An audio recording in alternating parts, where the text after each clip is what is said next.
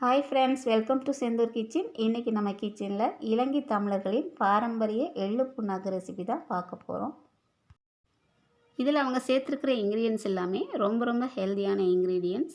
சின்ன குழந்தைங்கள்லேருந்து பெரியவங்க வரை எல்லாருமே சாப்பிட்ற மாதிரி அவங்களுக்கு இது ஒரு தவிர்க்க முடியாத ஈவினிங் ஸ்நாக்ஸ். இதை இப்போ நம்ம கிச்சனில் எப்படி பண்ணலான்னு பார்க்கலாம். அதுக்கு முன்னாடி நம்ம சேனல் செந்தூர் கிச்சனை சப்ஸ்கிரைப் பண்ணாதவங்க மறக்காமல் சப்ஸ்கிரைப் பண்ணிக்கோங்க. கூடவே பெல் ஐக்கானை கிளிக் பண்ணிக்கோங்க. வாங்க இதை எப்படி பண்ணலான்னு பார்க்கலாம். வெள்ளை எள்ளு 1 கப். அதை நல்லா 2 தடவை வாஷ் பண்ணி கழுவி காய வச்சு எடுத்துக்கலாம்.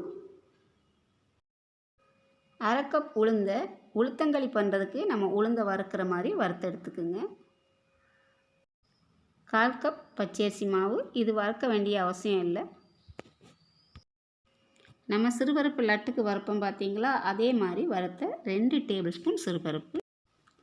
அவங்க பாரம்பரிய முறைப்படி பண்ணும்போது எள்ளு புண்ணாக்க சர்க்கரை வச்சு தான் பண்ணுவாங்க. நம்ம இன்றைக்கி ஹெல்த்தியாக நாட்டு சர்க்கரை வச்சு பண்ணிக்கலாம்.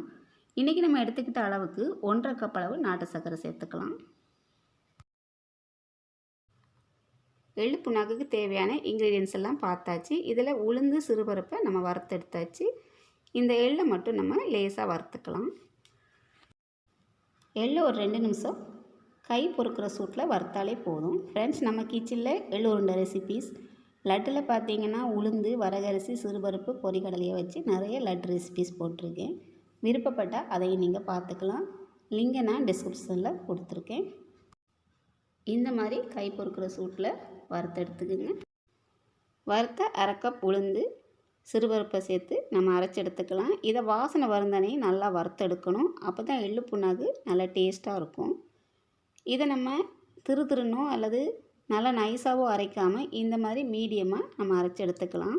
கூடவே நம்ம கை பொறுக்கிற சூட்டில் வறுத்து வச்சுருக்கிற எள்ளை சேர்த்து அரைச்சிக்கலாம். எள்ளு சேர்த்து அரைக்கும்போது நல்லா அரைச்சி எடுத்துருக்கணும். எந்த எள்ளுமே முழுசாக இருக்கக்கூடாது. இந்த மாதிரி நல்லா நைஸாக அரைச்சி எடுத்துக்குங்க.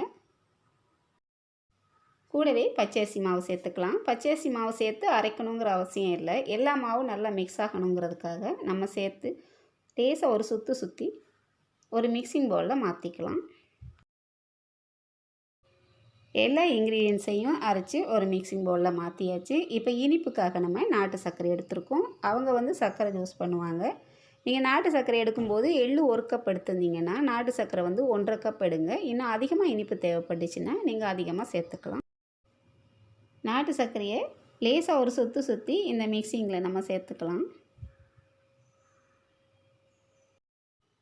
நாட்டு சர்க்கரை நல்லா எல்லா மாவு கூடையும் மிக்ஸ் ஆகிற மாதிரி நல்லா மிக்ஸ் பண்ணி விட்டுருங்க. இதை அவங்க பண்ணும்போது சர்க்கரை சேர்த்து உரலை இடித்து பண்ணுவாங்க. டேஸ்ட் ரொம்பவே சூப்பராக இருக்கும். அவங்க சர்க்கரை சேர்த்து உரலை இடித்து பண்ணும்போது சர்க்கரை நல்லா இடிப்படாமல் அங்கங்கே நல்லா வாயில் கடிப்பட்டுட்டு இருக்கும்போது அதோட டேஸ்ட் ரொம்பவே சூப்பராக இருக்கும். நம்ம சேர்த்த இன்க்ரீடியன்ஸ் எல்லாமே நல்லா இந்த மாதிரி மிக்ஸ் ஆகி வரணும். இப்போ இதை நம்ம ஒரு ஜாரில் மாற்றி நம்ம எள்ளு புண்ணாக்கு ரெடி பண்ணிக்க போகிறோம். அதிகமாக இருந்தால் 2 தடவை நீங்கள் சேர்த்து பண்ணிக்கலாம். நான் கம்மியாக இருக்கிறதுனால ஒரே தடவையில் மிக்ஸி ஜாரில் மாற்றி எடுத்திருக்கேன். இப்போ நம்ம நல்லா கொதிக்க வெந்நியை ஒரு 4 டேபிள் ஸ்பூன் எடுத்துக்கலாம். அதில் ஒவ்வொரு டேபிள் ஸ்பூனாக நம்ம சேர்த்து அரைச்சி எடுத்துக்கணும். தண்ணி நல்லா சூடாக இருக்கணும். இந்த மாதிரி ஒவ்வொரு டேபிள் ஸ்பூனாக சேர்த்து நீங்கள் அரைக்கும்போது எள்ளில் உள்ள எண்ணெயெல்லாம் நல்லா பிரிஞ்சு வரும்.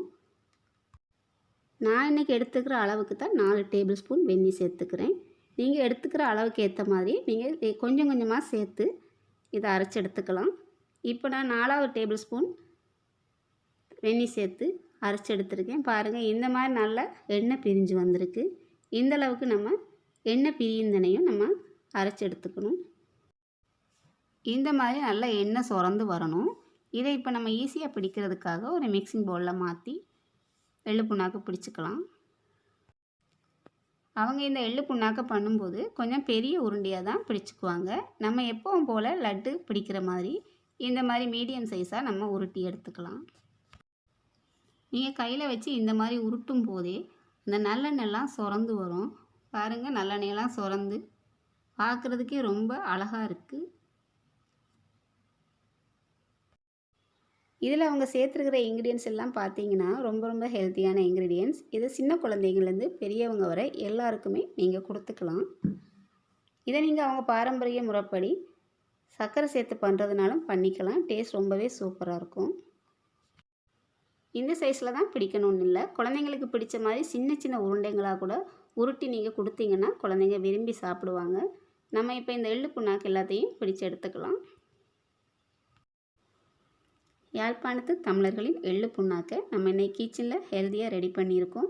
இது சின்ன குழந்தைங்கலேருந்து பெரியவங்க வரை எல்லோரும் சாப்பிட்ற மாதிரி இருக்கும். நல்லா கொதிக்க கொதிக்க வெந்நீர் சேர்த்து நீங்கள் இதை பண்ணிங்கன்னா 1 வாரம் வரையும் ஸ்டோர் பண்ணி எடுத்துக்கலாம். மிஸ் பண்ணாமல் நீங்களும் ஒரு தடவை உங்கள் வீட்டில் ட்ரை பண்ணி பாருங்கள். எப்படி இருக்குன்னு உங்களோட கமெண்ட்ஸ் சொல்லுங்கள். லைக் பண்ணுங்கள், ஷேர் பண்ணுங்கள். இது வரைக்கும் நம்ம சேனல் செந்தூர் கிச்சனை சப்ஸ்கிரைப் பண்ணாமல் இருந்தால் மறக்காமல் சப்ஸ்கிரைப் பண்ணிக்கோங்க. கூடவே பெல் ஐக்கானை கிளிக் பண்ணிக்கோங்க. இது வரைக்கும் என்னோடய வீடியோ பார்த்ததுக்கு ரொம்ப ரொம்ப நன்றி.